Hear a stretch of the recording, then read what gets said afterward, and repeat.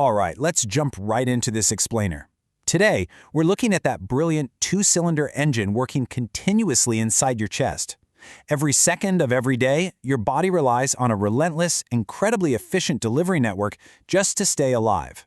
We're going to break down the mechanics of the human cardiovascular system, specifically focusing on the fascinating dynamic between pulmonary and systemic circulation. We'll see exactly how this muscular pump manages two completely different routes simultaneously without ever missing a single beat. Here's our roadmap for today. First, 2 loops, 1 system. Second, inside the muscular pump. Third, the pulmonary circuit. Fourth, the systemic circuit. And fifth, powering the rhythm. So let's kick things off with Section 1. 2 loops, 1 system. Right off the bat, you likely know the cardiovascular system's primary job is supplying oxygen and removing waste, right? But it does this using 2 magnificent, totally distinct loops. It isn't just one big circle, it's a perfectly divided highway. Pulmonary circulation handles the lung loop to swap gases, while systemic circulation handles the massive delivery route to the rest of your entire body. Think of pulmonary circulation as your body's local transit. It takes a really quick trip over to the lungs to drop off carbon dioxide and pick up a fresh supply of oxygen, then head straight back. Systemic circulation, that's the long-haul cross-country route. It takes that freshly oxygenated blood and delivers it to literally every single cell, from your brain all the way down to your toes, while scooping up cellular waste. 2 loops, completely different jobs, working in perfect tandem. Moving right along to Section 2. Inside the muscular pump. Let's look at the core machinery itself. It is actually wild when you think about it. An organ just the size of your clenched fist, sitting right there in the mediastinal area on top of your diaphragm, is powerful enough to drive this entire closed-circuit system. Weighing in at only 250 to 350 grams, this cone-shaped muscular pump does more physical work than any other muscle in your body. It is the absolute heart of the operation, tucked safely away right behind your sternum. Think of the heart as a bustling central transit hub. You've got your 2 atria at the top, acting as receiving docks, and the 2 ventricles down below, serving as your powerful dispatch centers. And it is strictly, flawlessly divided. The right side and the left side are separated by a thick wall called a septum. That means the oxygen-poor blood on the right absolutely never mixes with the oxygen-rich blood on the left. It's a highly organized sorting facility. Which brings us to Section 3, the pulmonary circuit. Let's track a drop of oxygen-poor blood on that local transit route we mentioned. It comes in, loaded with carbon dioxide from the body, hits the right atrium, and slips past the one-way security gate, the tricuspid valve, into the right ventricle. The atrium gives a quick squeeze, dropping the blood into the ventricle. Then, boom, the ventricle flexes. That tricuspid valve snaps shut to prevent any backflow, and the blood is launched upwards through the pulmonary valve, out the pulmonary trunk, and straight toward the lungs. So that oxygen-depleted blood is on a strict mission to drop off its carbon dioxide cargo and grab fresh O2.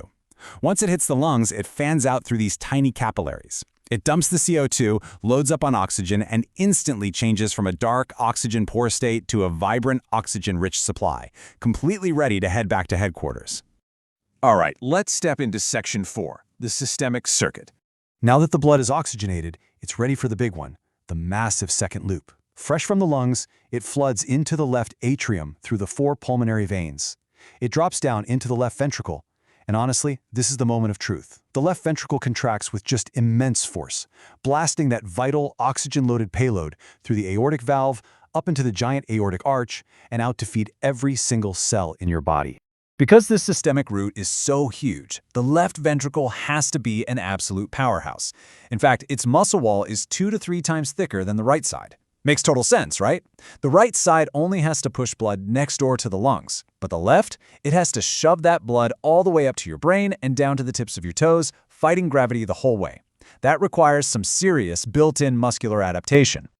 Finally, let's look at Section 5, powering the rhythm. A pump is really only as good as the rhythm driving it. The cardiac cycle is this beautifully choreographed dance of systole, where chambers contract and push, and diastole, where they relax and fill. When the atria are in systole, squeezing blood down, the ventricles are in diastole, relaxing to take it all in. Then they flip. Ventricles squeeze, atria relax. This perfectly timed back and forth is exactly what keeps our dual-loop system flowing without any traffic jams. And you know that classic lubbed-up sound you hear through a stethoscope? You aren't actually hearing the heart muscle flex. You are hearing heavy, biological doors slamming shut. That lub, the S1 sound, is the tricuspid and mitral valves snapping shut as the ventricles contract, locking the doors to the atria so blood doesn't shoot backwards. The DUP, or S2, is the pulmonary and aortic valves closing up tight once the push is over. But here's the thing.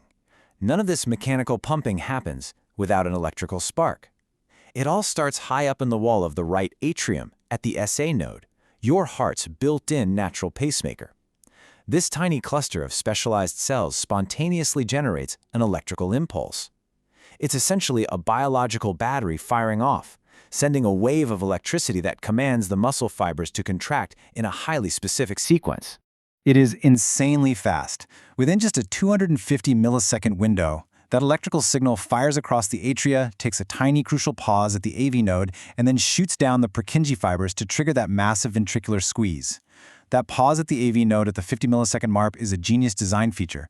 It delays the signal just long enough so the atria can finish emptying before the ventricles are told to contract. If they squeezed at the exact same time, they'd literally be fighting each other. Instead, the signal speeds to the very bottom, the apex of the heart, telling the ventricles to squeeze from the bottom up, pushing blood efficiently out the top exits. And we can actually map this entire electrical journey on an ECG. Every single blip on that line tells a story about the heart's internal wiring. That little P wave, that's the first spark from the SA node making the atria contract. Then you see that huge, sharp QRS spike. That is the massive jolt of electricity shooting through the thick ventricular walls, causing the main pump to fire. Finally, the T wave is the ventricles resetting, getting repolarized for the very next beat. It's a perfect visual of the rhythm running both circuits. Now, here's a wild thought to leave you with. We know the body can actually build its own microscopic detours, called anastomoses, to keep blood flowing when primary arteries get blocked. So, if this dual-loop system relies on such perfect rhythm and flow, how far can this brilliant cardiovascular machinery adapt when the pathways are threatened? It proves that this isn't just a mechanical engine, it's a highly adaptable survival machine. Think about that the next time you feel your pulse. It's an incredibly robust system working tirelessly to keep you moving forward.